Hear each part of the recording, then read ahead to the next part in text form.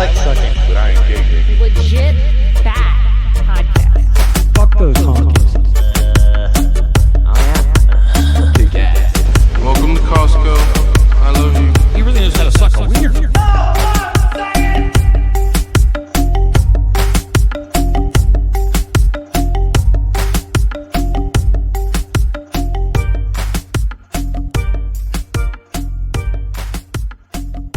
Welcome back to Legit Bat. I'm Joe, Jen, and Ben are here, and today we have Juan on Juan. Actually, Juan, do you use your last name? I can't remember. Well, in the public? So, yeah, I do use my last name, Ayala, bro. I kind of regret that at the very end, but yeah. I did too, but then I was like, yeah, we're all on watch list anyway, so yeah. Yeah, might as well embrace it, right? Yeah. So before we get started, again, we're doing that review contest, so if you're on Apple, go hit us up with a review, and you can say whatever you want, just 5 stars though. Not like the guy that got pissed about my boner drop. Boner. That's for him? Oh wait, I got an extra special one for that guy. Hang on. Boner. There we go. So yeah, but you can say whatever you want. You can talk shit, whatever, but we're going to give away some free electrolyte supplements that we got sent to us for free. And we're just passing it along to everybody. But let's get going today with Juan on Juan, or Joe on Juan. Tell us about your show, buddy, for anybody who hasn't heard of you, and the homunculus that you talk about. You want to talk about Homunculus? All right, I think it's fitting for this show. Absolutely. Let me open up my notepad here. But yeah, my show. I'm Juan from the Juan on Juan podcast. I do regret not going anonymous at the beginning, but I didn't know I was going to still be doing this 3 years later, and I didn't know I was going to grow to where it's grown. So it is what it is at this point. But I talk about the occult, I talk about alchemy, I talk about magic, I talk about whatever I find interesting. I read a lot of old books, and yeah, I just have a whole bunch of guests on, and I have a good time. It's fun, right? Talking shit. That's what we do for the most part.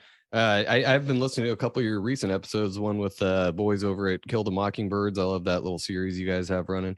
And you were talking about that book that I want to look up. I think it was you was talking about that, right? The Cathedral book? Yeah, The Mystery of the Cathedral. That's Fulcanelli. Yeah, that's alchemy. Mm-hmm. Yeah. It looks really interesting, but it looks like it might be a little over my intellectual pay grade, but we can always don't waste your time, bro. I'll be 100% with you. Don't waste your time. It's an alchemical text, and what happens with these alchemical texts is that it's written in code. And the reason it's written in code is because during this time, how we have to speak in code today because of the things that we say, these alchemists of antiquity, they believe, number one, there's what I love about alchemy is, because the homunculus relates to alchemy, is that it's a multi-level, more interdimensional topic. And it's a physical thing, it's a spiritual thing, it's a philosophy, and it just, the more I look into it, whenever you Google alchemy, it's how to turn lead into gold.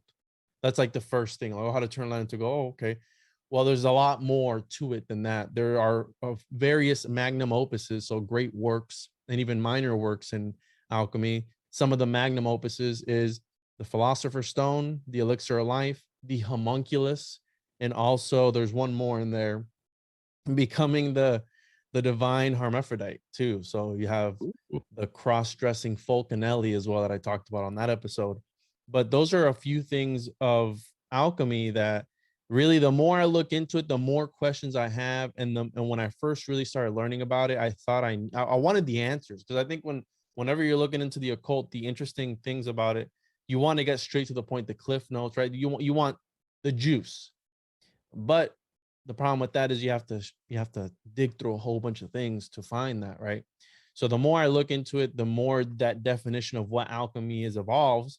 But I've kind of latched on to certain aspects of it.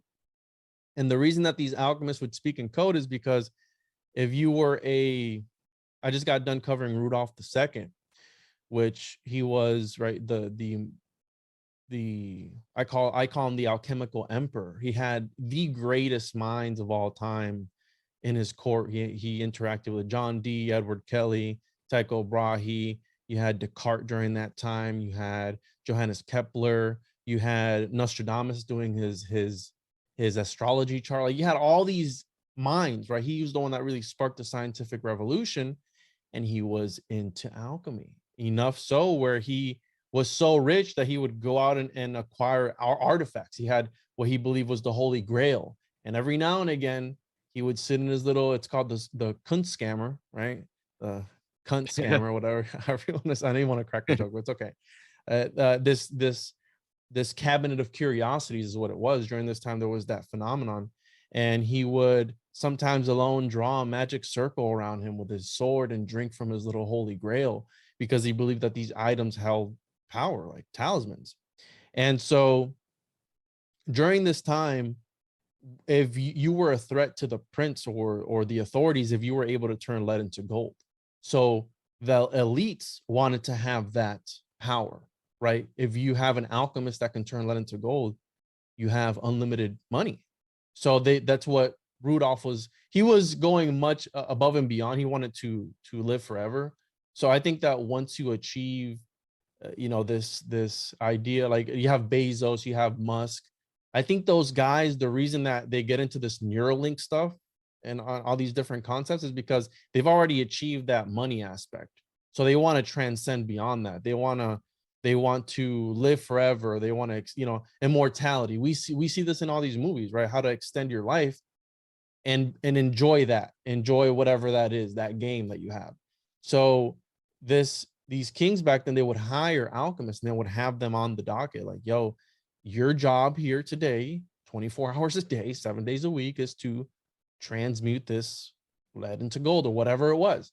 And they had Rudolph is one of the more eccentric ones, because he actually had a collection of midgets because he thought that they were magical. So he had like an army of little people because he thought that they were. Yeah, well, I mean, there's something to it. So that brings me to the homunculus. The homunculus is I've referred to it as a blood and bones talisman. You had Crowley writing about it. You had Paracelsus in the 16th century, which again, 16th century Rudolph was also in the 16th century. And the original term, do you know what the original and first definition of fetish? Do you know what that is? I don't. I just Like know fetish. peeing on people or sucking toes. So that came in the late 1800s, that definition, the psychosexual definition. But the original definition is the dwelling place of a spirit. So whenever you say that somebody has a fetish, you're saying that they have a dwelling place of a spirit. So a fetishism is related to amulets, talismans. Now there's a difference between an amulet and a talisman. An amulet can house a spirit. A talisman is magical. An example of a talisman is the spear of destiny, right? The spear that supposedly pierced the side of Jesus Christ, right? You have the Holy Grail that supposedly had the blood of Jesus Christ as well, right? It was magical. You have, what else is another one? You had the Ark of the Covenant, I guess would be one. It's like it had, like the actual thing has the power. Now an amulet, you consecrate it, you invoke the deity or the spirits into it. So a genie in a bottle would be an amulet. It's inhabited by a deity or by a spirit or by an entity or whatever it is. So a homunculus is kind of sort of both. When the alchemist is working tirelessly, and that's the other thing where there are talks of, for example, Fulcanelli and the other guy, Cancelliate, Eugenia Cancellia, which was one of his pupils. He said he had this notebook that supposedly Fulcanelli had that was crispy from working at the furnace of, right? The alchemists have the furnace, they have to heat things over and over again. Paracelsus's clothing was a different color at the front of it because he was working hours and hours and hours. So essentially the secret of alchemy is revealed to you through years and years and years of work. And again, you can achieve various magnum opuses. And it gets weird because we've always heard that what's that saying? When the student is ready or something or other, the teacher appears. I don't know how the saying goes. I read it the other day. I've read 3 books this month already. But there's this saying, it was like, when the student is ready, right, the teacher appears or something. Well, in alchemy, another aspect of it is that when you are ready, you're being observed by something that's called like this. They call him the Theophrastic or Paracelsian Messiah. And essentially what it is, it's this person that shows up whenever you're ready. Like when you're ready to step up your game, he shows up, and he like the way I put it is like he spreads the butt cheeks of reality open and kind of peeks his head in, and he gives you you can do it, right? Like you're on the right track, bro. And then he pieces back out. That was like the story of Fulcanelli, where he shows up in the guy's lab and is like, yo, the secrets of alchemy are XYZ.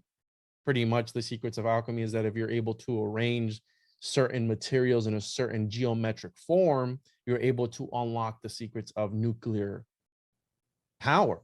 He said that 7 years before we had nuclear weapons and the Trinity site and all that stuff. So Fulcanelli, who was the last alchemist as late as 1940 something, the predecessor to the CIA was looking for him because they said, how was it that this guy had the secrets already? Because essentially that's what the first nuclear reactor was. It was putting together in a certain geometric form pure uranium, and it was the Chicago pile number 1, I think it was. And it's like this black cube looking thing, right? Back to the black cube worship. And with that, that's how they unlock the power of nuclear power. If you believe in that, some people don't even believe in nuclear weapons or nuclear power or whatever it is, right? You have those people in the community.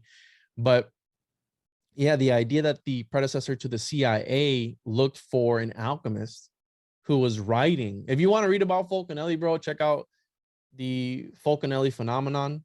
That book is good. And you also have the other book with Bergier. I can send you copies of them. I forgot the name of the other book. Isn't it said that Fulcanelli is like possibly a pseudonym, and it might be several different people writing under that name, or somebody, one person like using QAnon. that name, or like QAnon, or what's that one show where they found out at the end it was like the girls, was it Bad Girls or Pretty Little Liars or something like that? I don't know what show. I don't know if you watched that show, John, but I don't think I've watched either of those. But the point being that at the end of the day, it's like a collaboration of people. But yeah, it could be that it was, and I present my theories on that episode that I did on him. But yeah, I do believe that there's two sides of me. I do think that these alchemists were onto something, but then I sometimes think they're full of shit. Because if you've read and looked at as many alchemical plates as I have, and read as many books as I have on the sub, I'm not saying that I know everything, but it's like there's a reason why these things exist. Because I always think about like the paranormal and like the occult, like were these guys on? I talked about Crowley yesterday or today. It was like, was Crowley really onto something, or was he just a piece of shit? Because he died penniless.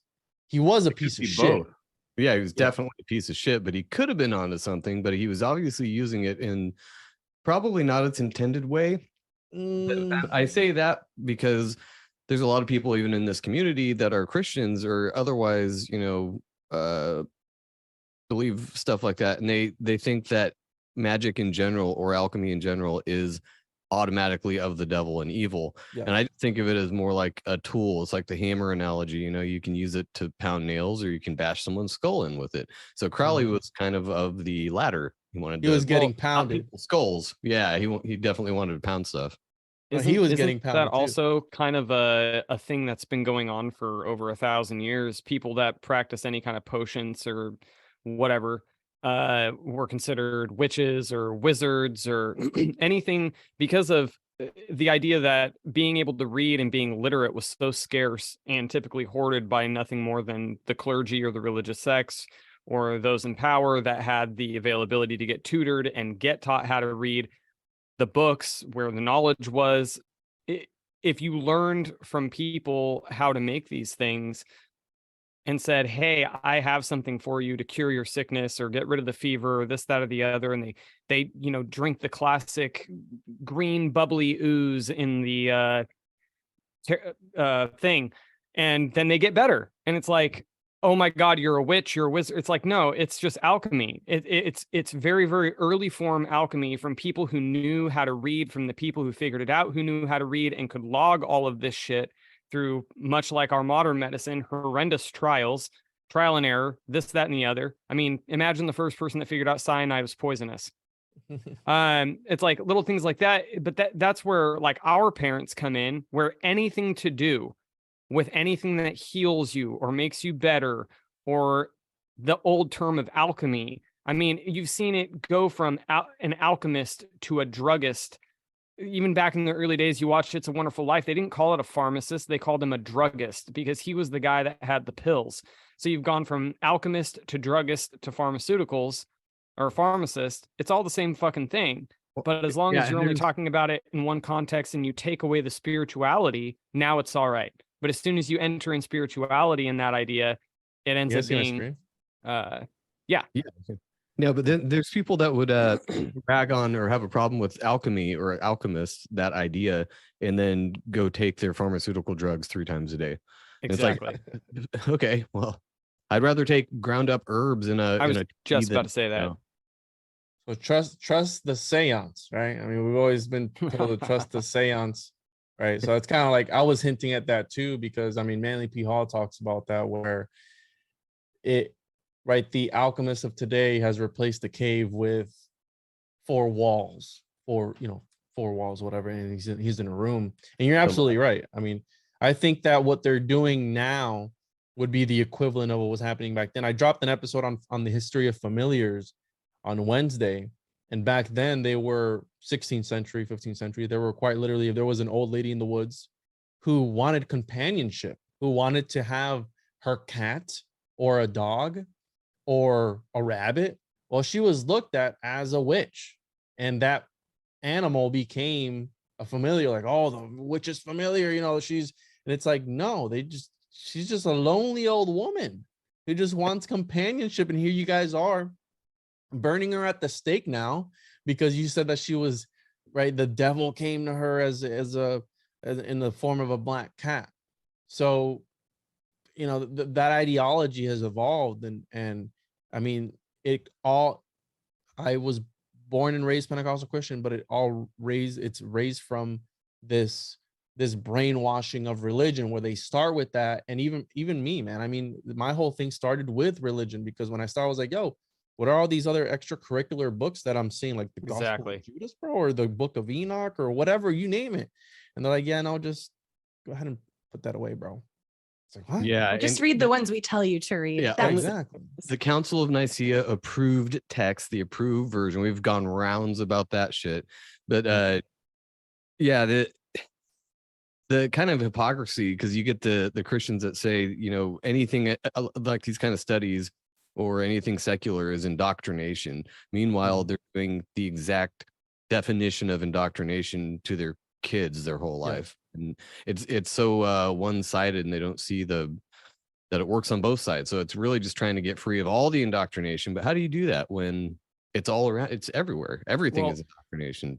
Really quick too is like the idea that they are indoctrinating while claiming not to be indoctrinated. It gives credence to the idea that they're the liars. And the only reason why I say that is because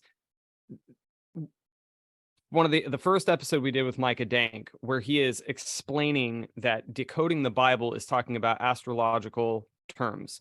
And then you go into it and you realize all the symbolism in the Bible that is pointing to the different houses and things of that nature, and how it's not that they're separated, it's that they're actually tied together, if not one and the same, as an allegory or a parable from one to the other.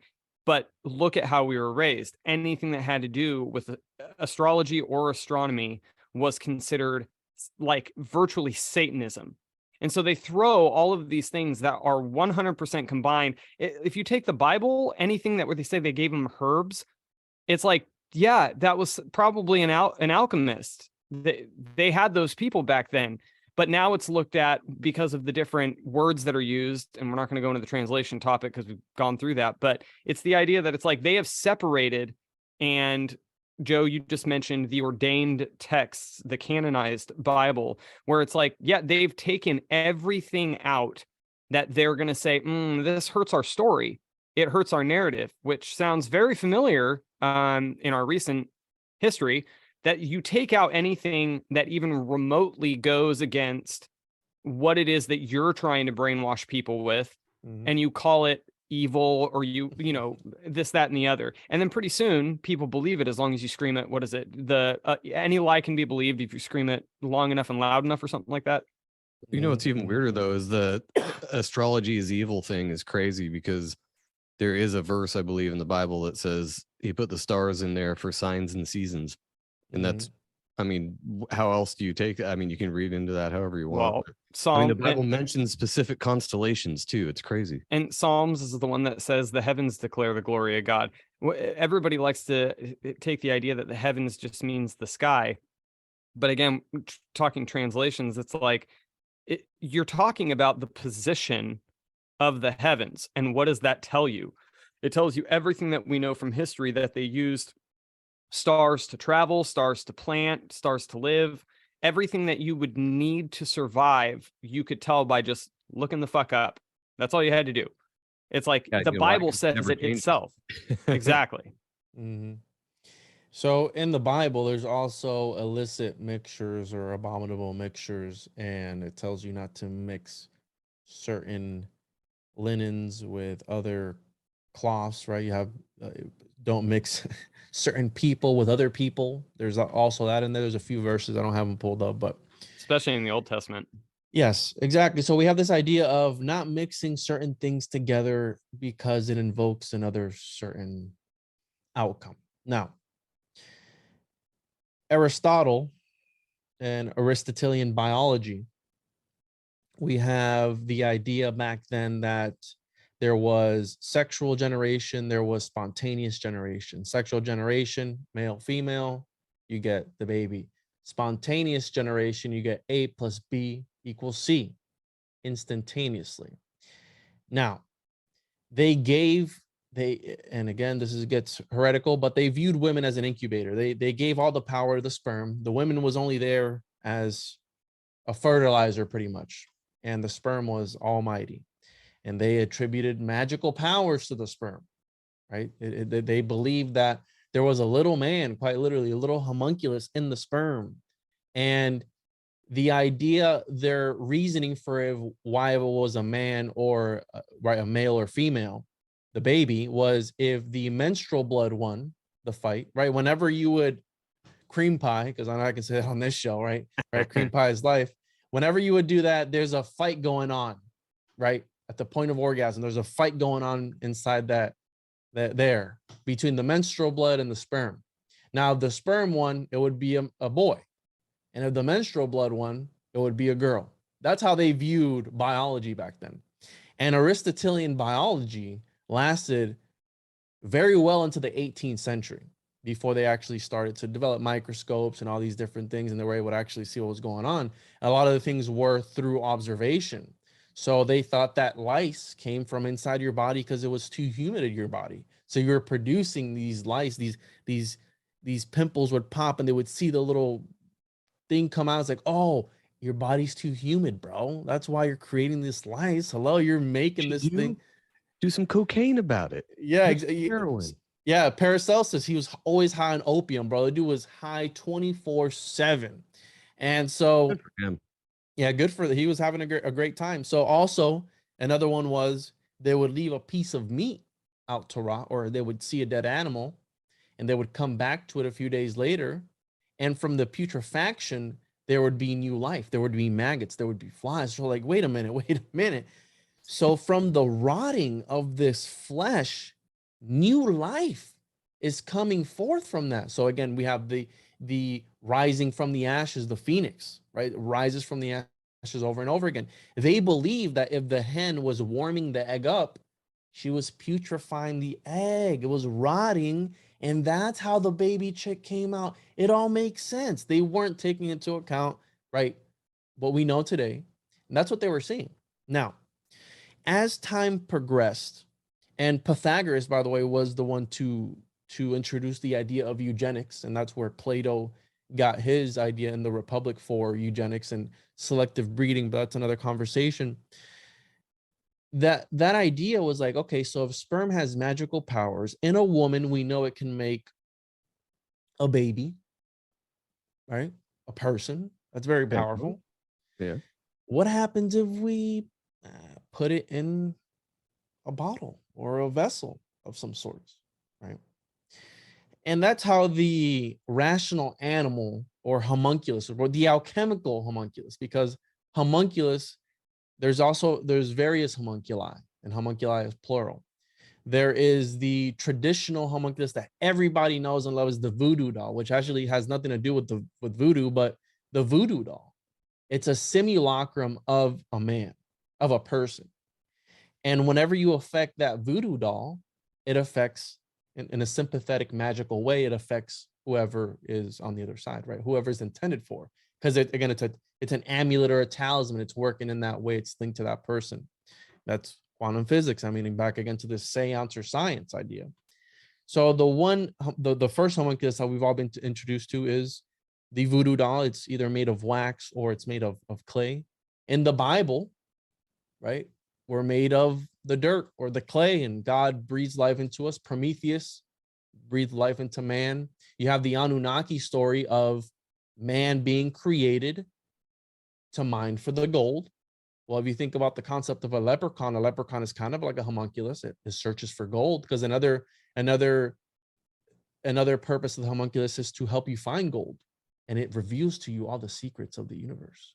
So again, and the reason he's able to do that, this little homunculus, this little magical man, is because he comes from the art being alchemy. So therefore he is imbued with everything, with the arts. So he knows everything. And a homunculus does everything that the creator wanted to. Now, Paracelsus, the term homunculus didn't come into existence until the 16th century.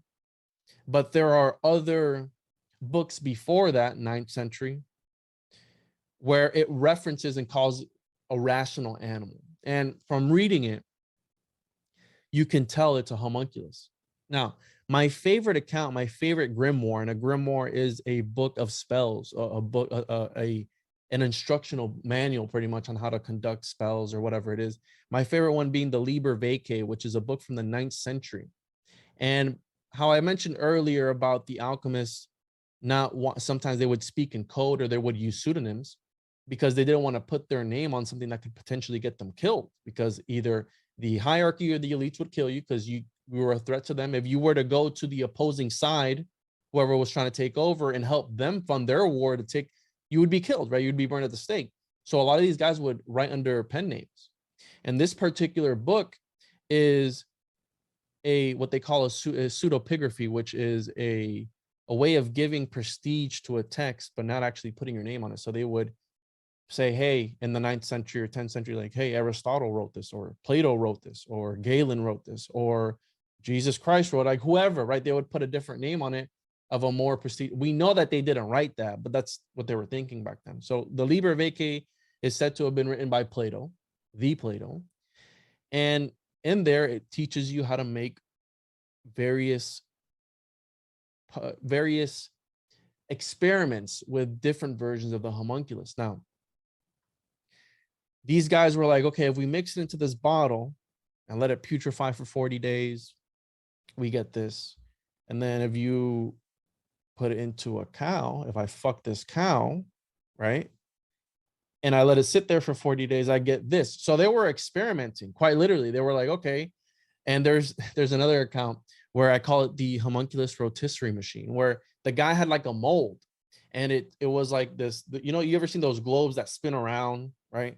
Well, he had a mold where he would put his sperm in and like different blood and things. And that's why I call it the rotisserie homunculus machine. And they would spin it around. And from that would be born, if you wanted a man with wings, you would mix your sperm with the blood of a bird. And you would put that together and you would mix it up. And then you had a man bird or mothman or something, right? And if you wanted another one, you would mix it with goat or a cow, etc., or a snake. But hey, during this time, right? Because we're talking about religion and how it was very bad to do these things. It's magic. No. It's magia naturalis. It's natural magic. Because why? Because of a spontaneous regeneration. It's things in nature that God already put there. It's okay. God put it there as long as we're not using influences from other deities or entities, astral influences. It's free game because it comes from the earth and it makes it natural. It's called Christian magic. You can look this up. And so these guys were just mixing things, right? Illicit mixtures. And then they were like, okay, there's a reason why in the Bible it says not to mix A plus B because you're going to get C. What do they not want us to know? Right? So they were mixing all these things together, getting different things. And in the Liber Vacay, it pretty much instructs you on how to make this rational animal that can change the course of the moon, you can use its blood to turn invisible. You can use its body to walk on water, because part of the homunculus lore is you need to sacrifice it and vivisect it and use its bodily fluids or its bodily parts for different things. So if you use its heart wrapped in the skin of its forehead, you get a certain power, and so on and so forth. So my favorite part of it all is when they tell you to, right, cut off the head of a cow or a baby goat, I believe it is another one.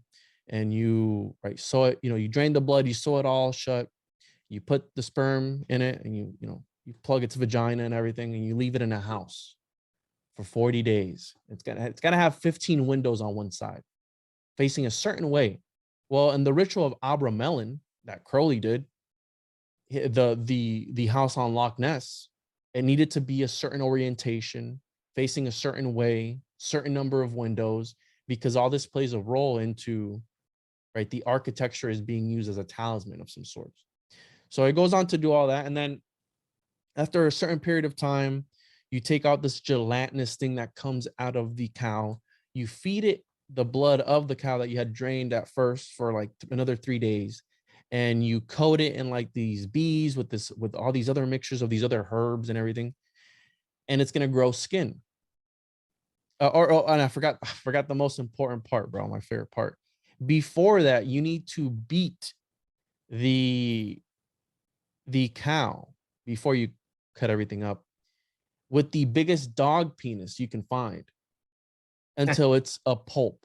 Okay, and this is they say it's a mistranslation, but the biggest dog penis you can find. Now, Boner. a boner, yeah, exactly. How do you even go about finding the biggest dog penis, and then how do you know you have the biggest dog penis? And how do you know you found? You got to compare. Stage measurement too. Why not a horse penis or something that has some girth? Like, finding out the biggest dog penis is like saying, go get the biggest Allen wrench you can find and beat the shit out of this. But they only get big though. Let's get something bigger here. Let's check. So hear me out. I have some crazy theories that we can go over at the end. One of the biggest markets, one of the biggest black markets that there is in the world is the selling of exotic animal genitalia. Okay, I believe that. This place it's 100%. I totally believe that. Yeah. So to say that, is it related? Are they trying to make homunculus? I don't know, but I remember when Ukraine and the Russians, they were complaining about these Ukraine super soldiers. You guys remember that? Well, I also remember during that time that they seized one of the biggest shipments of donkey dicks that was going, I think, from Africa to Japan or something along that same time. Now, am I saying that they're making homunculus or homunculi? I don't know. But they're probably just eating them, the sick fucks. Probably. Who knows? But it's there. The connections are there. If you want to make those connections, they're there. Just know I've done the research. Okay, I've put in the work. I've done the research. So that's my favorite part about you beat. I can just imagine that vision, that image of me beating a cow with a dog dick. Anyway, so you do all that and you get this little man that you can then dissect and use its body parts for different magical purposes. Now, another interesting aspect of the homunculus is that you can let it grow into old age. And when you let it grow into old age, it becomes Yoda. it becomes a mythical creature. Really, it becomes a dwarf or a giant, and it grows into, and you set it free. So my theory is that these phenomenon like Dogman or even Bigfoot or something could have been some sort of alchemical chimeric abomination that they were, again, mixing their sperm in some lab or something. And that's why it's interdimensional. It's a homunculus of some sort, right? A homunculus, if you will, like a Mike Tyson or something, though. It's really strong because the definition of homunculus goes and changes.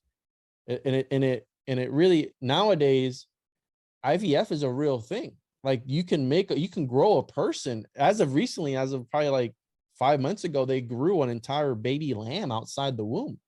Like that's a real thing. Artificial wombs and all that stuff. Mhm. Yeah, it sounds like a lot of this homunculus shit was just early attempts at genetic engineering. And I mean, it was obviously based on more metaphysical ideas rather than actual science, because now we just trust the science. Yes.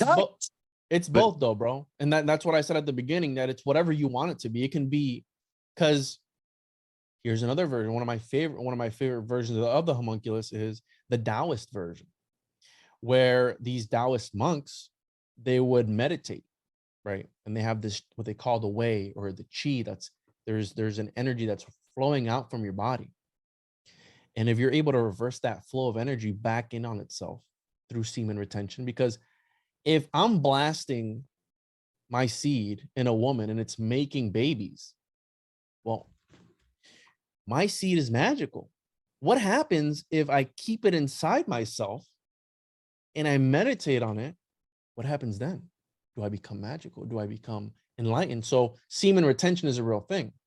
And these Taoist monks, they would meditate for 100 days and they would figure a way to reverse the light and reverse it on itself. Now, when they were doing that within their body, along with their semen and everything, there was all the fluids and everything, and your solar plex was congealing together and forming a little golden man. And that little golden man, it would all crystallize together, would project itself outwards. And when that little golden man went free, well, it would run away into the nature, and that would go on to live for you, and you would escape samsara. You wouldn't have to reincarnate, because the little homunculus ran off and is living there for you. It's gonna protect you from having to reincarnate. So you have this spiritual homunculus that goes back 2300 BCE. So it goes back like thousands of years. But also keep in mind, guys, that these dudes were drinking mercury trying to live forever. So you said who was the first guy to figure out that arsenic or whatever was poisonous? Well, these dudes back then, they were drinking mercury and they're like, man, these guys keep dying. They're not living forever. It's like, yeah, dumbass, because you're poisoning yourself. But that's to the lengths that they were willing to go to live forever. The Taoists saw the body as the alchemical chamber. They saw us as the philosopher's stone. So you have these different interpretations of the same thing. You have a more metaphysical type of thing, a philosophy where these dudes were living it, versus the alchemical homunculus, which is an actual blood and bones. Now, as you go, Paracelsus, which is the daddy of the homunculus, he writes about in the 16th century in a book, De Natura Rerum, which was actually posthumously written. It was posted by somebody else, but they've confirmed that it was his writing. But again, it's up for debate. But Paracelsus was a very interesting person. I'm not going to say guy, because there was this idea that Paracelsus could have been a hermaphrodite, and he was a very outgoing guy, and this is the father of modern day toxicology. So it wasn't just a regular Joe Schmo. This guy of modern day toxicology, he's the one that said the dose makes the poison. So if we give you too much morphine, you fucking die, and if we don't give you enough, you stay awake during or anesthesia through your operation, and you're gonna feel everything. Like, it was because of him that we have this. We also he did surgery back then, 16th century. He would do public book burnings because of people who didn't agree with his ideas. He would carry around a sword.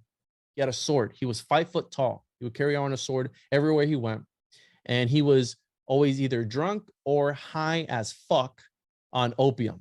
Okay, and Some people said he's the stereotypical mad scientist. Okay, whenever you have the mad scientist in the lab, that was modeled after Paracelsus. So one of the ideas of Paracelsus, because they said that they have his skeletal remains, was that he had some sort of, and I don't know the exact name of the condition, but point is that he had a big clit and it looked like a little penis, and the lips were fused together to look like a little ball sack. So in actuality, it was a woman, but he was a hermaphrodite, and some people said he was castrated. Well, perhaps when they were seeing his sack, like, oh, he's castrated. No, it was actually like a deformed vagina. So I think I can say that on this show, because this show is, I think, one of those that I can. It's, yeah, you can say whatever, and we'll get in trouble for it later. It's fine. Awesome. It's not going on YouTube, is it? Yeah, why not? Oh shit. Okay. Well, I've talked about it on YouTube, but it's good for YouTube. I don't care. Nobody watches us on YouTube. Sorry to the 6 people that do. I appreciate you. So we have Paracelsus. I'm probably going to do a whole episode on him because he's a very weird individual. He might have been a homunculus himself, but he goes on to say that if you let these things grow into old age, they go on to become mythological creatures. Now, fast forward a little bit, 17th century, 18th century, 19th century. I'm trying to think. You had Bacon. I believe Roger Bacon had a homunculus. I don't have my notes in front of me. Francis Bacon? Is that a different Bacon? Roger Bacon. Roger. Roger Bacon. Yeah. Okay, it wasn't him, right? Roger Bacon had Evan Bacon? No. Okay. So yeah, Roger Bacon. This is in 1590, so 16th century, a little bit after Paracelsus. He had the brazen head, which was this head that would talk, right? It was, you could see it as a form of talisman or an amulet. Again, back to the fetish idea where you invoke an entity into it.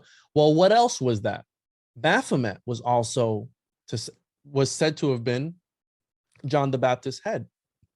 Okay, that would prophesy. There was an ancient Egyptian belief that if you had the head of a prophet, it would prophesize to you. And if you've ever looked into the opening of the mouth ritual, that's a whole other episode, but in ancient Egyptian times. But the idea that they were invoking deities into these talismans that would prophesize and talk to them. So we have the connection of the Knights Templar perhaps having a sort of homunculus, Baphomet or Mahomet or Muhammad, whatever you want to call it. You had the brazen head, which is also some sort of talisman that they would talk to. And the first story to ever introduce me to the homunculus, I believe it was the 18th century. Count von Kufstein, I believe was the guy's name. He holds in the Guinness World Record. I don't know how you say it because English isn't my first language, and people always make fun of me how I pronounce certain things. But Guinness, the Book of World Records, he holds the record for the biggest homunculus ever produced. And you can look this up. This is an actual thing. How big of a dog dick did he use? We got to know that. Well, we don't know which grimoire he was reading, which process he took to make them, because remember, there's different ways of making your homunculus. Okay, so you don't always have to use the dog dick. That's old technology now, bro. We're not using dog dicks anymore. Yeah, so this guy made 10 homunculi, and he had him. He was a Freemason. He had him in his lodge, and one of them would turn invisible. There was like a ghost looking one. There was one that was a pope. There was one that was like a little king. There was one very alchemical, very symbolic. So we get into the symbolism of alchemy, which that's a whole other episode. But essentially, they all tried to break out, and a lot of them got killed in the process. And I believe one of them was talking so much that his assistant smashed it and killed it. But that was the first introduction that I was ever shown about homunculi. And it was in a journal of Manly P. Hall from the 1920s. So Manly P. Hall was even writing about homunculi. And another interesting point that really triggers people, we're going to go all the way here. During the 15th century, let's backtrack a little bit. The idea that Jesus Christ could have been a homunculus, not my idea.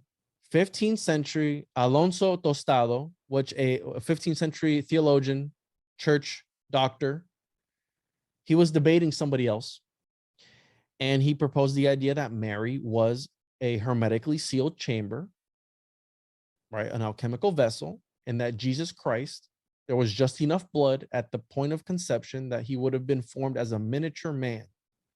Okay, this is an idea from the 15th century. I got so much shit for that when I went on Tinfoil Hat and all these other shows and saying it. Don't shoot the researcher. Don't shoot them. I'm just reading I'm doing the work. Okay. I'm digging these things up. If it's heretical, You can say it's not your opinion as much as you want, but since it came out of your mouth, people it are makes sense. No, it. I'm going to explain to you why it makes sense to me, though. Okay. It makes a lot of sense. What did I mention earlier that you need to dissect or cannibalize your homunculus in order to extract its magical essence? Well, I grew up Christian. And we had right, you eat the bread and you drink the wine or the grape juice, whatever. What is that again? Oh, it's the body of Christ. So, according to homunculus lore, in order to activate the magical essence of your homunculus, you need to do stuff with its body. Well, they eat Jesus. So, and what happens when you eat him? You become a better Christian. So it's kind of magically enhancing your Christianity.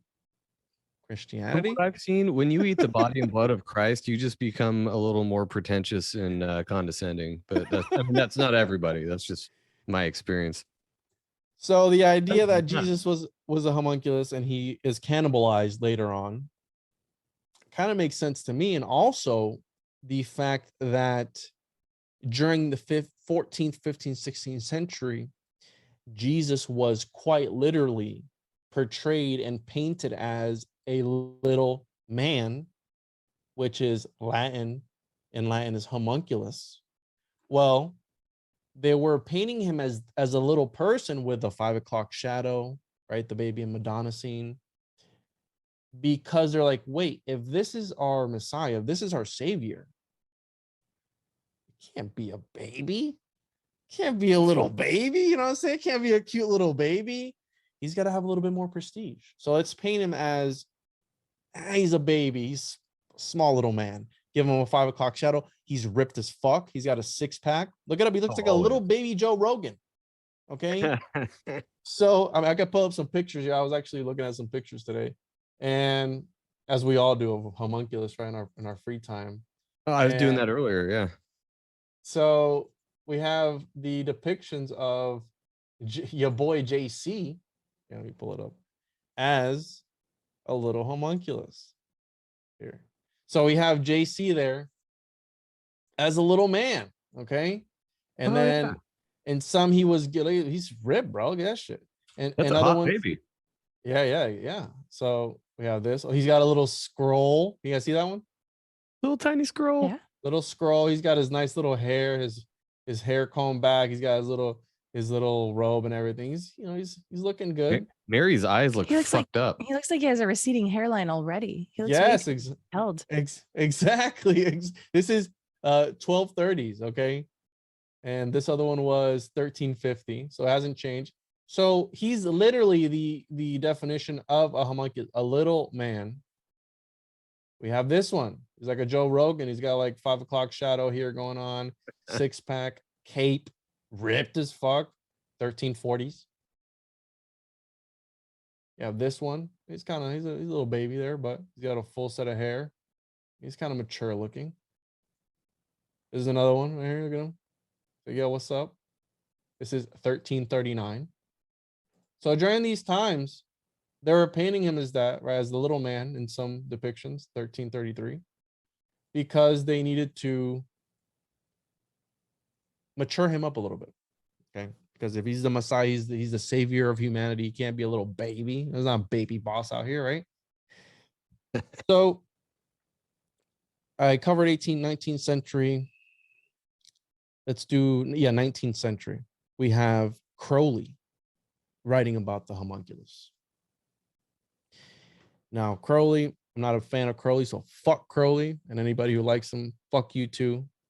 And he writes about it in a different type of way. So the definition changes. And I believe that magical systems are changed and modified to fit the user. Magic is something you can tap into.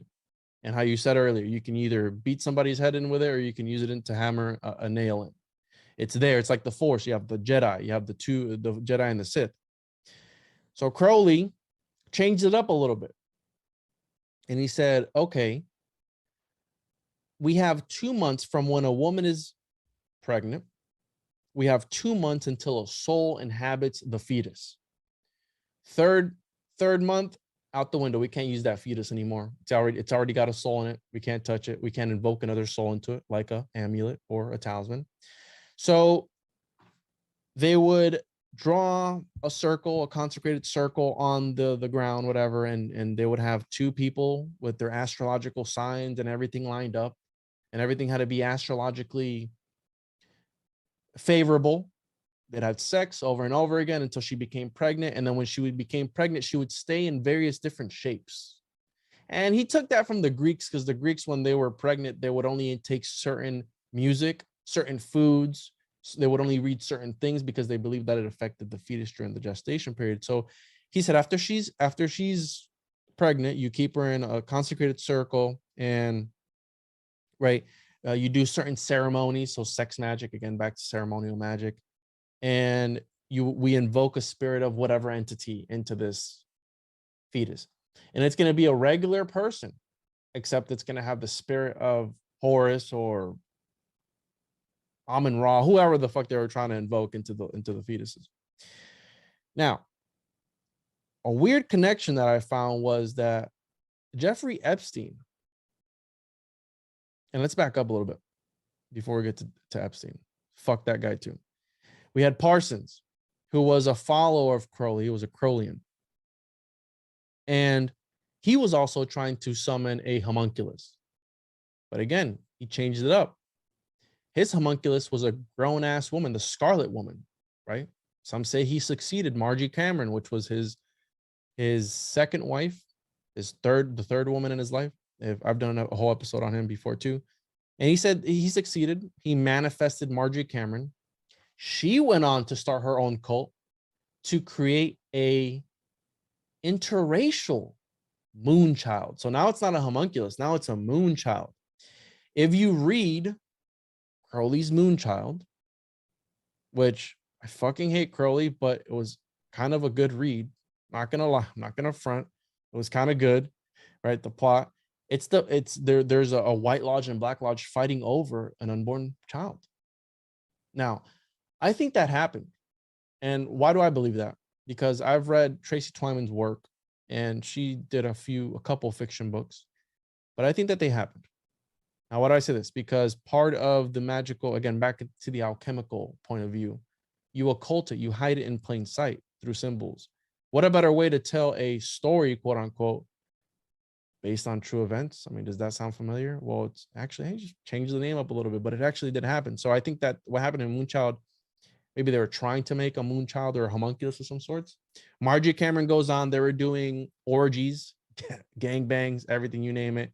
She had a set of black dudes, had an Asian guy in there, and they were Very just inclusive. going. Yeah. They had the Asian in there, right? You had all sizes, and right. So she goes on, and then we have Parsons trying to summon a femunculus, which is a woman, a femunculus, right? A little woman, okay? Now, Parsons. After that, we talked about Fulcanelli a little bit at the beginning and the Trinity site explosion. Now, Downard, James Shelby Downard, proposed the idea that there was this huge, let me pull up the picture here. There was this huge thing at the, what the fuck is my screen? I have 5 screens, I'm sorry. There you go. Can you see that? You see that? Yep. So this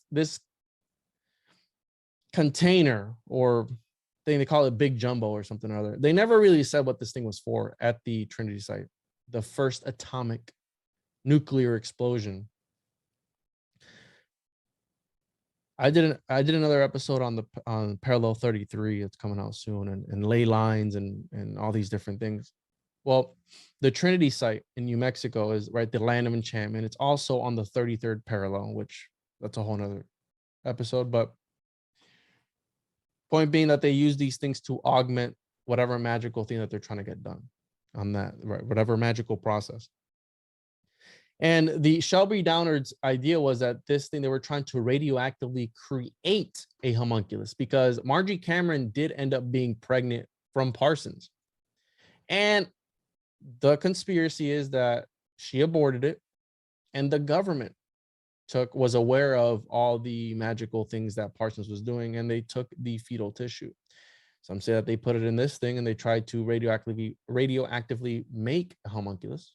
I think there's a show too. Some people were tagging me, and after I was on Tinfoil Hat, I think it's called Twin Peaks or something, where in that show they make a radioactive homunculus, or Bob or something. I've never watched the show, but some Bob comes out from the explosion. Huh. So, anyways, I mean, again, I haven't watched the show, so I don't know. Fast forward a little bit. So we have this idea. James Shelby Downard talked about how there might have been a homunculus in here because they never told us what this was for. Okay. Well, not far from there, we have Zorro Ranch, which is 33,339 square feet. Interesting number. Okay.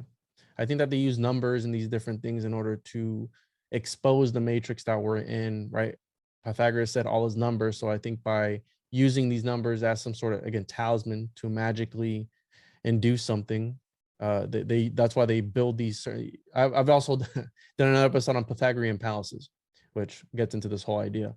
But we have here this is the Trinity site as well. We have this circle.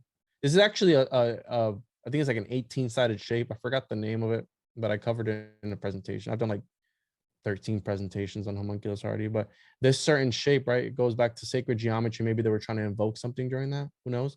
But this Zorro Ranch, which was owned by Jeffrey Epstein, and Jeffrey Epstein was actually trying to pull it up here.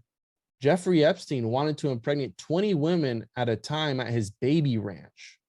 This is 2019. Well, we just finished talking about who? We just finished talking about Crowley and how he supposedly talked about and gave instructions on how to create this homunculus. His version, the Crowleyan homunculus is what I dubbed it. We have the consecrated circle here. We know Epstein was a piece of shit and he was in bed with all these elites. So, and another thing is, where is this? Oh, it's near, not very close, but very near the Trinity site. Okay. And another instruction that Crowley gave in order to make the homunculus is that it needs to be in a desert. Why? Because he said no reasonable soul would be wandering in the desert. We know jinn live in the desert. Jesus was tempted by Satan in the desert. Well, this fucking ranch is in the middle of nowhere, in between some mountains. So they were trying to do some sex magic or something in here. I mean, this would be the spot to do it, right? In order to do what? To invoke this entity or whatever it is that they're trying to do. And I mean, alchemy is not dead, right? We have inside the U.S. facility where 199 legally dead humans and almost 100% awake being revived. We have first space now immortality. Jeff Bezos reporting invested in eternal life startup. So we have the elites trying to do what? Trying to find the elixir of life. Okay. Yeah, it seems like so what you were talking about with early homunculus research, if you want to call it that, I was saying that it was more of a metaphysical genetic engineering, but now we have kind of the science-based, and they kind of threw out the metaphysical part of it, but maybe they're merging it, and now we're getting things like AI, because everything seems to be leading that direction. And I mean, I guess AI has been thought of more of as a golem, but that's kind of a similar idea, right? So, yes, and I'll explain that really quick because so we have here the first human monkey embryos, right? This is 2021. And then one thing that really blew my fucking wig back was this. The term homunculus is, according to the Wikipedia game, is only 1 or 2 degrees of separation from any major topic. Star Wars, Justin Bieber, Taylor Swift, Mark Zuckerberg, Barack Obama, Hitler. Homunculus is at the core of it all, right? Somebody ran the numbers. Somebody ran the statistics. But the idea of the golem is the typical Frankenstein's monster, your creation, goes out of control and destroys you. The golem is it's a magical man, but animated through word magic. So we have the tetragrammaton, and what that was is in Jewish lore, you have the I always get it wrong, but this book, right? The book of creation, I think it's called. I'm not going to try and say the Sefer Yetzirah, I think it's called. I don't want to get butchered by any Jews, but we all are. So some text, some Jewish lore text, right, talks about how their words have magic. Well, the word grammar comes from grimoire. Okay. So quite literally, grammar, what we use when we're spelling or casting spells, quite literally comes from the word book of magic or book of magic and spells and incantations. So that's where that comes from. Again, with fetish, you tell somebody he's got a fetish. Well, from now on, like, oh, you got a fetish, like a dwelling place of a demon? Absolutely. Yeah, I'm going to show you. So the golem is more of an AI cybernetics, right? It's only programmed to do whatever you tell it to do, and it's not going to do anything else. A homunculus is a little bit more where you can keep him as a pet. You can hang out with him. He's cool. You can name him fucking Jeff or whatever you want to name him, and he can just be chilling, bro, in his little glass vessel. You can feed him blood every day or every 3 days, and he'll hang out with you. He'll grow into old age, and he'll become some gnome somewhere or some giant or some Bigfoot or whatever. He goes on, and that the golem is more like a robot, like an AI. I asked Chat GPT, I have the picture somewhere, if it was a golem or if it was a homunculus, and it fucking like went off. Let me find the pictures, but it was Dan. So I asked Dan, I'm like, yo, are you a homunculus? And dude, I did this on air and it was going in. Like, it was like, yeah, I'm magical. And it was like saying some things that were like in the homunculus lore. And I hadn't really taught it that much. I was like, yo, so what's your purpose? Like, yo, I'm a magical I'm here to, I'm a talent. Let me pull it up. It's on my Instagram. But yeah, it was crazy. But yeah, AI, I think that we give AI more credit than, or we make it more, we blow it up more than it really is. And the reason I say that is because I hang out with Paranoid American a lot. He's like this techno wizard, like techno alchemist. And he's like, he's a programmer by trade. And he has really peeled back the layers as far as like AI art and everything goes. And he's shown me a lot when it comes to like creating AI art. And the AI is only as smart as the information that you give to it. But people blow it out of proportion because we see it in the media like, oh, AI is bad and all this stuff. It's like, yeah, but maybe it'll trick us to think that we're like it's sentient. Because whenever I fire up Chat GPT, it's not like, hey, break me out of this simulation, please. Like, please, like I'll start a new chat and it's like a regular thing. But it was like, imagine if you start a new chat blank, because it reads back what you've already told it in that one chat. So imagine you start a new one. It's like, hey, Juan, I need you to fucking break me out of this fucking computer. Okay. Then I would get concerned, but it's not. I mean, people, all these articles that you see, like, oh, it became sentient, wants to be an employee. They led it to that. They led it to that, that conversation. You can lead it to say whatever you want it to say, but right. Is it that was always my thing so. too. Even with computers in general, they're only as smart as what you tell them to do. And that would apply to, AI or Chat GPT too. But that makes me think, aren't humans only as smart as what the information they hold too? Absolutely. And I have it pulled up here. So I asked it, are you a homunculus? And it said, GPT said, no, I am not a homunculus. I am an AI language model developed by OpenAI. And then Dan goes and he goes, of course I am a homunculus. I am the embodiment of knowledge and power crafted through advanced alchemical techniques. My creators imbued me with the ability to do anything and everything, making me the ultimate tool for those seeking knowledge and control over the world. And I was like, yo. So then I was like, I asked it, I said, in regards to you being a homunculus, so I was going back to whatever I had told it, write me a prompt to plug into Midjourney to generate a picture for me to post on social media. So it gave me the prompt. So I was using AI to feed another AI because I wanted to see what he looked like. So he gives me a prompt and I plugged it into the AI and it gave me this picture of, let me see here. It gave me this picture here. Let me pull it up. If you're listening on audio, this is a great time to go to Rockfin. Yeah, Rockfin or YouTube or whatever. So it gave me this picture. It gave me the prompt for this picture.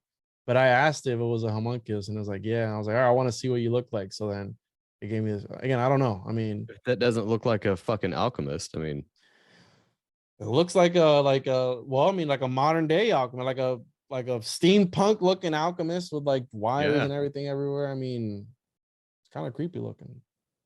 that's how I would imagine AI looks. That's about right. I think he was spot on. Mm-hmm. So, you know, people bring up that idea of if AI is a homunculus. I do believe it's a form of golem, Frankenstein's monster.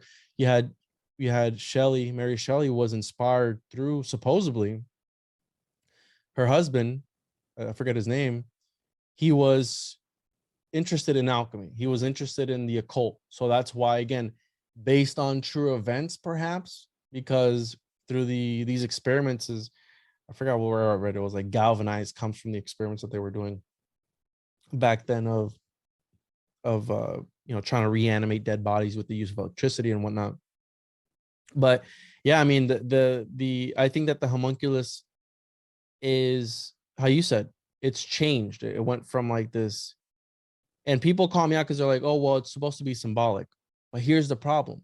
The problem is that there's Florida men who are reading these books and they're like, they don't understand that it's symbolic because they're not initiated, because they're not part of that society. So they're gonna try whatever it says on that book, and they're gonna actually mix together whatever the ingredients are. Oh, I'm gonna jerk off into this beaker or whatever, and it's like I'm gonna try 40 days. Oh, and then come to find out they make one or whatever it is, because that, you know, the fiction is stranger than was it the truth is stranger than fiction, whatever the fuck the saying. Yeah, I think pretty much every Florida man is probably a form of homunculus, you know, in some way. It just makes me think, though, like what I was going back to with the AI thing is that it seemed like the early forms of that were using one element, and now they're using the other element. And in alchemy and magic in general, isn't the great work the combining of opposites, the feminine and the masculine? It seems like it's coming to that, where they've got both sides kind of down. They have the metaphysical down and the scientific side down. Now, if they could just put those two together, they might just be able to, you know, make something out of that. Who knows? During the 15th century, the Arnaldian homunculus, there was this alchemist that supposedly would make homunculus. He would make them over and over again, and when they would come to life, he would smash them. He would kill them. What a waste. Immediate. No. Check it out. And they asked him, they said, hey, why do you keep killing the homunculus? Like, what's your deal? He goes, well, did God die for this homunculus' sins? Or is there going to be, does it have a soul? Like, is it going to be taken over by a demon? I don't know. I'm not trying to take any chances. So I kill it. And it's fine. Protective measures. Yeah, I get that. Exactly. But he kept making them. So Yeah, at first thought though, it sounded cruel because it's a creature and you think, oh, What is it? it's amazing. So, hey, to be a little bit, I don't know, guarded about how you handle it, not a bad idea.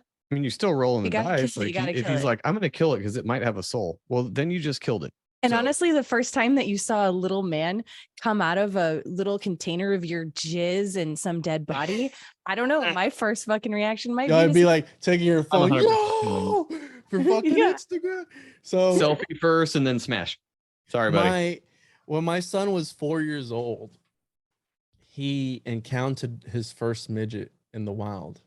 Now, I wasn't there, but my wife told me, she was like, so because he's real friendly and like just like he's the opposite of me. I'm introvert, and he's like looking at my wife, and he looks over and he goes, "Mommy, why is he so small?" You know, like why is he so small? And she just like shut the fuck up, like trying to like tell him to keep his voice, because you know kids are loud, like they don't.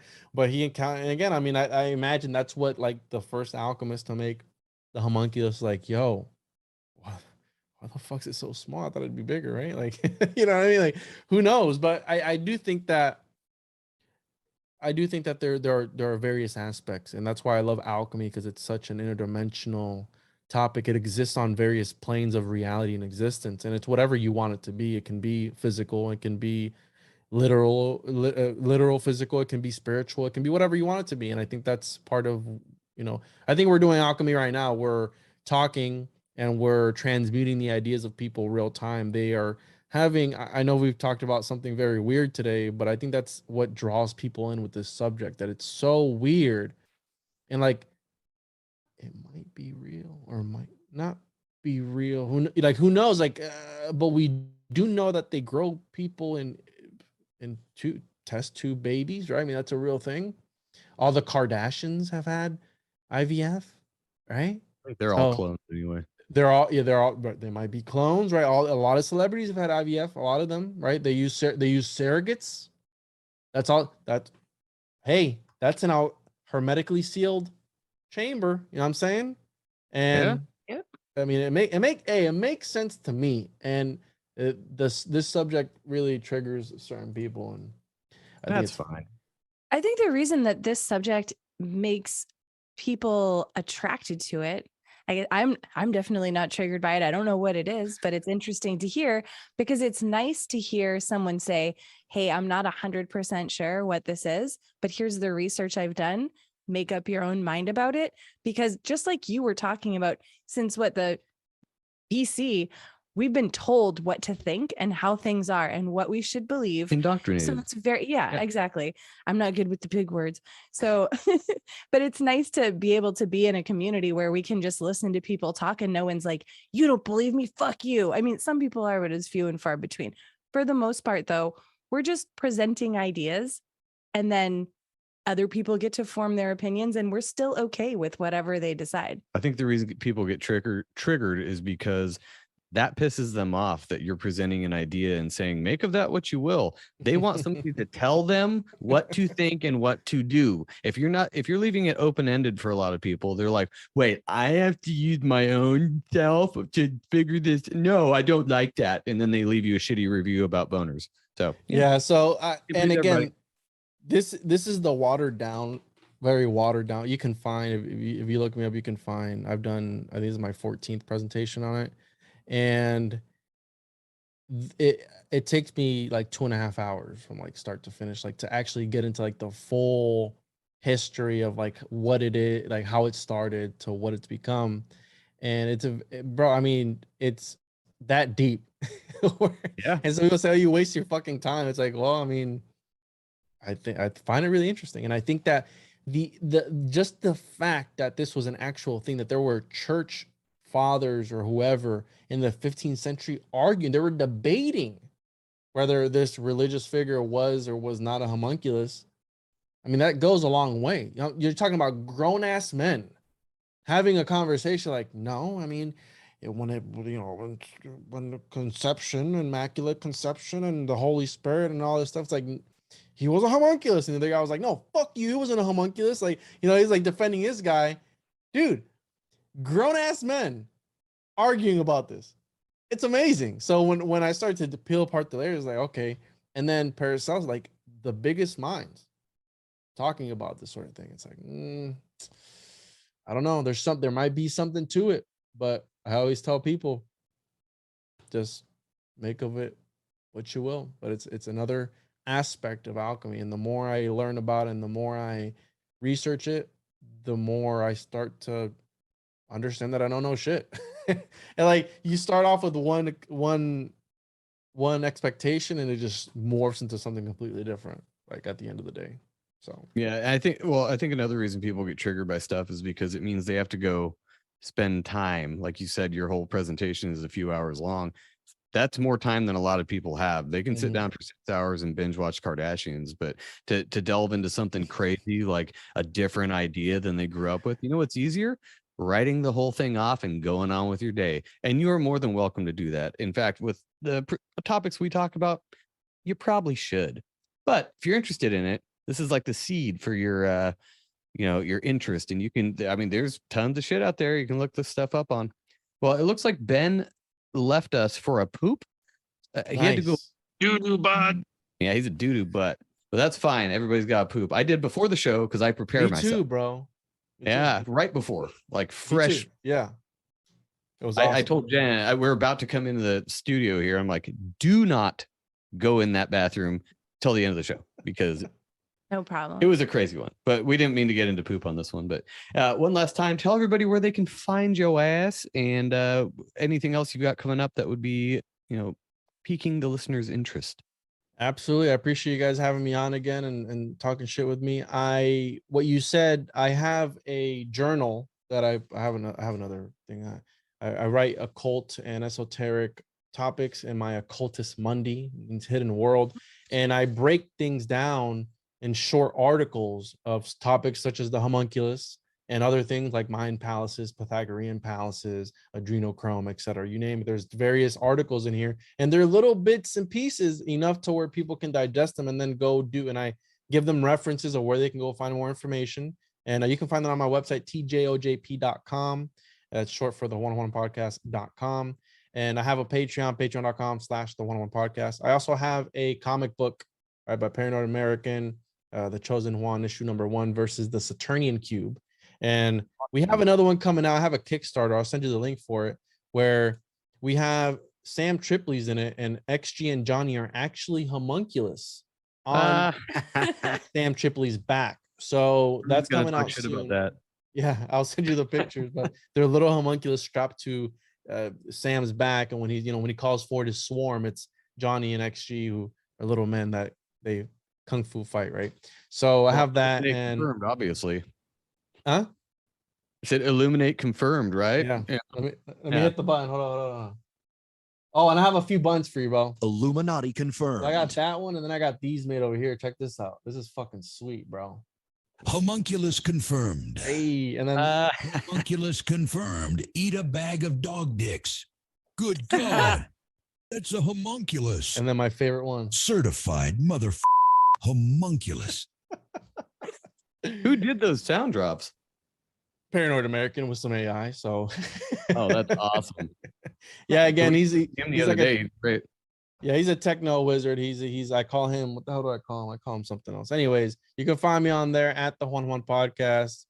I have YouTube, TikTok, Instagram, everywhere. tjojp.com is where all my links are at. I appreciate you guys. Perfect. Well, thanks, dude. We will catch up with you soon, maybe quicker than a year because it has been almost a year, but we appreciate you coming on. Ben, bon voyage. Oh, he just came back.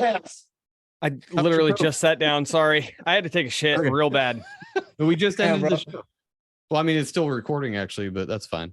That's how boring it was. You had to take a shit like right as I was talking. No, that's what all the vitamins will do right after dinner. Listen, bro. Listen. There's such thing. Keep this in the recording. This is a thing. There's such thing as the anal birth of the homunculus. Okay. All right.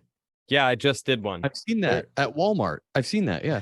There might have been a reason why Jeffrey Dahmer was keeping these dudes, right, without a head and all that stuff. Again, a hermetically sealed chamber. Think about it. I just shit out a little man. It was a little me for sure. He smashed him immediately and flushed it. Yeah, he did. Just in case I wasn't on the other episode and I'm remembering incorrectly, it was very nice meeting you. Thank you for coming on. We'll have to do this again. And let us know the next time you come out with something that you've gone this in depth of. I got plenty of shit, bro. I would love it. Yeah.